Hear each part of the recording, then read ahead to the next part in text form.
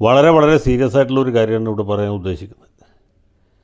ഈ പിണറായി വിജയൻ്റെ ഭരണം അവസാനിച്ച് UDFന് നിയമസഭാ തെരഞ്ഞെടുപ്പിൽ ഭൂരിപക്ഷം കിട്ടിയപ്പോൾ കേരളത്തിലെ ബഹുഭൂരിപക്ഷം ആളുകളും മുഖ്യമന്ത്രി സ്ഥാനത്തേക്ക് പ്രതീക്ഷിച്ചത് VD സതീശനായിരുന്നു. സതീശനായിരുന്നു കഴിഞ്ഞ 5 കൊല്ലം പ്രതിപക്ഷ നേതാവ്. അദ്ദേഹമാണ് പിണറായിസത്തിനെതിരായിട്ട് ഇവിടെ കുരിശുയുദ്ധം നടത്തിയത്. പിണറായി സർക്കാരിൻ്റെ ഓരോ ചെയ്തികളെയും നിയമസഭയിലും പുറത്തും തുറന്നു കാണിക്കുകയും വാർത്താ മാധ്യമങ്ങളിൽ കൂടി അതിന് പ്രചാരം നൽകുകയും അങ്ങനെ ഈ ദുർഭരണത്തിന് അടിവേരിറക്കുകയും ചെയ്തത് സതീശനാണ്. സതീശൻ മുഖ്യമന്ത്രിയാകണം എന്ന് ആഗ്രഹിച്ചവർ ഏതെങ്കിലും ഒരു പ്രത്യേക രാഷ്ട്രീയ പാർട്ടിയിൽപ്പെട്ടവരായിരുന്നില്ല, ഏതെങ്കിലും ഒരു പ്രത്യേക മത വിഭാഗത്തിലോ സമുദായത്തിലോ പെട്ടവരായിരുന്നില്ല. അത് കേരളത്തിൻ്റെ പൊതുവായ ഒരു വികാരമായിരുന്നു. അത് മനസ്സിലാക്കാൻ കഴിയാതെ പോയത് KC വേണുഗോപാലിനും അദ്ദേഹത്തെ പിന്തുണയ്ക്കുന്ന ഏതാനും ഈ സ്വാർത്ഥ മതികൾക്ക് മാത്രമായിരുന്നു.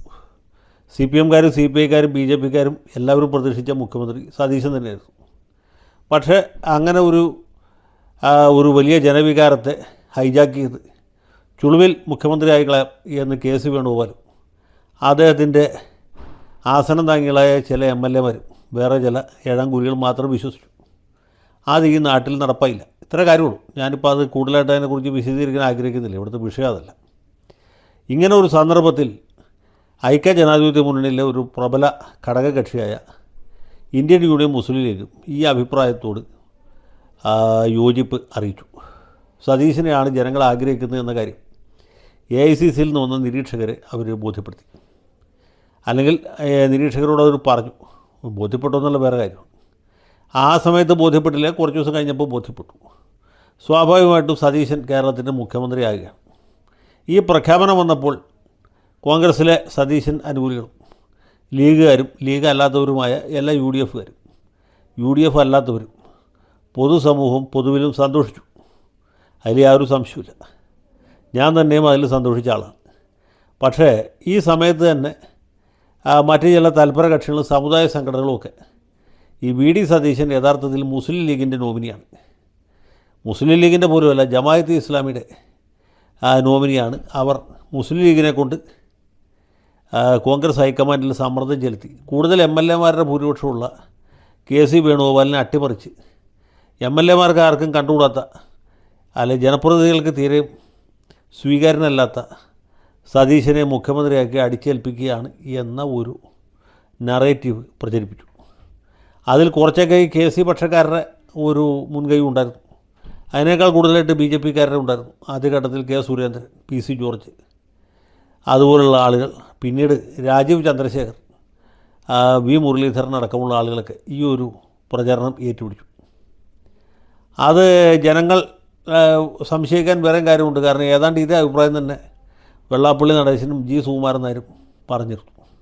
അപ്പോൾ മൊത്തത്തിൽ ഒരു ഭൂരിപക്ഷ സമുദായക്കാരുടെ വികാരം സതീശനെ എതിരാക്കാനും ഇയാൾ മുസ്ലിങ്ങളുടെ മാത്രം ഒരാളാണ് എന്ന് വരുത്തി തീർക്കാനുള്ള ശ്രമം തുടങ്ങിയിരുന്നു. അത് സാധാരണഗതിയിൽ ജനങ്ങൾ തള്ളിക്കളയുകയും ചെയ്യുമായിരുന്നു.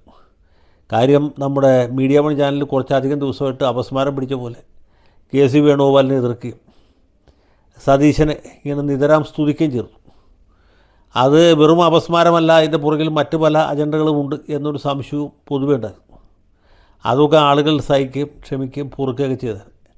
പക്ഷേ തൊടുപുഴയിൽ ചില യൂത്ത് ലീഗുകാർ നടത്തിയ പ്രകടനവും അവർ വിളിച്ച മുദ്രാവാക്യവും സത്യത്തിൽ ഈ വലിയ വിപരീത വികാരമാണ് ഉണ്ടാക്കിയത്. ലീഗാട ഇത് ലീഗാട, പാണക്കാട്ടെ ലീഗാട, അങ്ങനെ വിളിക്കുന്നതിൽ കുഴപ്പമൊന്നുമില്ല. ആരാടാ ഈ വെള്ളാപ്പള്ളി, ഏതവനാടാ സുകുമാരൻ എന്ന് വിളിച്ചാലും പോട്ടേന്ന് വയ്ക്കാം. പക്ഷേ അത് കഴിഞ്ഞിട്ട് വിളിച്ചത് ലീഗിൻ ഭരണം നിലനിൽക്കും, കേരളത്തിൽ ഞങ്ങൾ ലീഗിൻ നിയമം നടപ്പാക്കും എന്ന രീതിയിലായിരുന്നു. അപ്പോൾ ഇത് പണ്ട് കാലത്തേക്കാണെങ്കിൽ തൊടുപുഴ ടൗണിൽ 8-10 പേരെ കേൾക്കുമായിരുന്നു, കൂടിയ 10-100 പേരെ കേൾക്കുമായിരുന്നു. ഇപ്പോഴത്തെ കാലമല്ലല്ലോ. അപ്പോൾ തന്നെ ചാനലുകാരതെടുത്ത് TV കാണിച്ചു, പിന്നെ YouTube വഴിക്ക് ലോകം മുഴുവൻ പടർന്നു പിടിച്ചു. ഇപ്പോൾ ഇത് കാണുന്നത് കേരളത്തിലുള്ള മുസ്ലിങ്ങൾ മാത്രമല്ല, അഖിലേന്ത്യയിലും അഖില ലോകത്തുള്ള മലയാളികൾ മുഴുവനുമാണ്.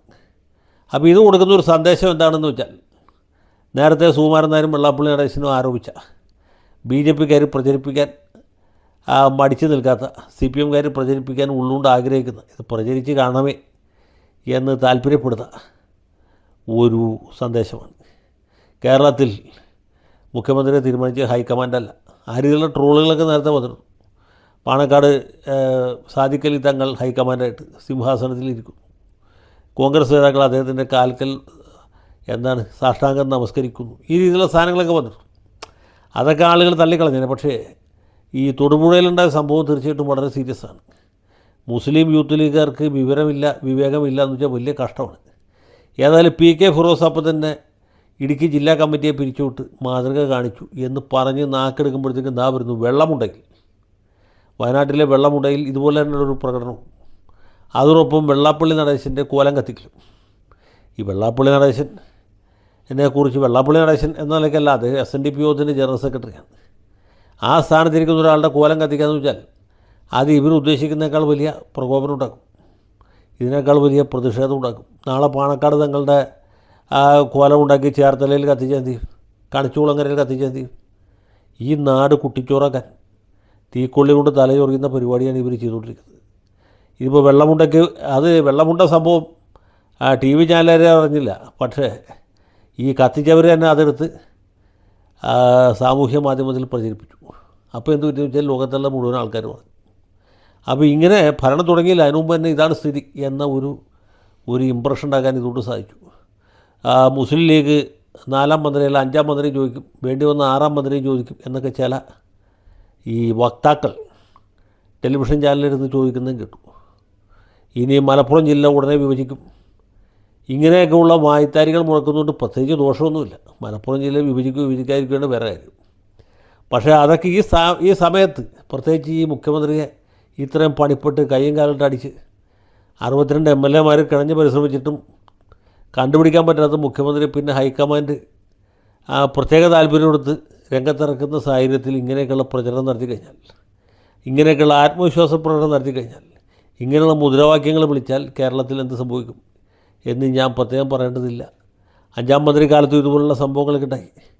5ാം മന്ത്രി അനുവദിച്ചു എന്ന് കേട്ട ഉടനെ തന്നെ ചങ്ങനാശ്ശേരിയിലെ ചില ഉത്സാഹികളായിട്ടുള്ള ചെറുപ്പക്കാർ, യൂത്ത് ലീഗുകാർ തന്നെയാണ്, അവർ NSS ഹെഡ്ക്വാർട്ടേഴ്സിൻ്റെ നേരെ പ്രകടനം നടത്തുകയും കവാടത്തിലിട്ട് പടക്കം പൊട്ടിച്ചു. അതിൻ്റെയൊക്കെ പരിണത ഫലമാണ് പിന്നീട് 10 കൊല്ലം പ്രതിപക്ഷത്തിരിക്കാനുള്ള ഭാഗ്യമുണ്ടായത്. അന്നാണ് ശരിക്കും ഈ നാട്ടിൽ സാമുദായ ധ്രുവീകരണം ഉണ്ടായത്. അതിൻ്റെ പൂർണ്ണമായ ഉത്തരവാദിത്വം SNDPക്കോ NSSനോ മാത്രമല്ല. ഇങ്ങനെയുള്ള പ്രകോപനപരമായ നടപടികളിൽ കൂടി യൂത്ത് ലീഗും മൂത്ത ലീഗും ക്ഷണിച്ചു വരുത്തിയതാണ്. അതിൻ്റെ 2ാം ഭാഗമാണോ ഇനിയിപ്പോൾ ഈ 2026 ആണ്ടിൽ അരങ്ങേറാൻ പോകുന്നത് നമുക്കറിയില്ല. ഏതായാലും ഈ പ്രകോപനപരമായ പരിപാടികൾ സംഘടിപ്പിക്കുന്നവർ ഒരു കാര്യം ഓർത്തു വയ്ക്കുക, ഈ രാജ്യത്തിൻ്റെ നാനാഭാഗത്ത് BJP വളർന്നത് വെറുതെ അല്ല. ഇതുപോലെയുള്ള ആളുകൾ ഇതുപോലെയുള്ള പ്രവൃത്തികൾ സമയാസമയങ്ങളിൽ ചെയ്തുകൊണ്ടാണ് ഇന്നിപ്പോൾ ആ പാർട്ടി പടർന്ന് പന്തലിച്ച് ഈ രൂപത്തിലായിട്ടുള്ളത്. ഇതിനേക്കാളൊക്കെ രസകരമായ പരിപാടികൾ നടത്തിയിരുന്ന ആളാണ് കുമാരി മമതാ ബാനർജി. ഇപ്പോൾ ബംഗാളിലേക്ക് ചെല്ലാൻ നിവൃത്തിയില്ല. അതുപോലെ ചേരുന്ന ആളാണ് ലാലു പ്രസാദ് യാദവ്, അതുപോലെ മുലായം സിംഗ് യാദവ്. അവർക്കൊക്കെ എന്ത് സംഭവിച്ചു, അവരുടെ പാർട്ടികൾക്ക് ഇപ്പോൾ എന്ത് സംഭവിച്ചു എന്നൊക്കെ കേരളത്തിലുള്ള യൂത്ത് ലീഗുകാരും മൂത്ത ലീഗുകാരും സമയം കിട്ടുമ്പോൾ ഒന്ന് ആലോചിച്ച് നോക്കുന്നത് നല്ലതാണ്. ഏതായാലും ഇങ്ങനൊരു ചൊല്ലുണ്ട്, പുലി വരാൻ വേണ്ടി യാസീൻ ഓതരുത് എന്ന്. പുലി വരാൻ വേണ്ടി യാസീൻ ഓതിയാൽ എന്ത് പറ്റും? പിന്നെ ഖത്തം ഓതിയാലും പുലി പോകില്ല. അപ്പോൾ ഇത് യൂത്ത് ലീഗുകാരും മൂത്ത ലീഗുകാരും പാണക്കാട് തങ്ങന്മാരും കുഞ്ഞാലിക്കുട്ടി സാഹിബും ഓർത്തു വയ്ക്കുന്നത് എല്ലാവർക്കും നല്ലതാണ്.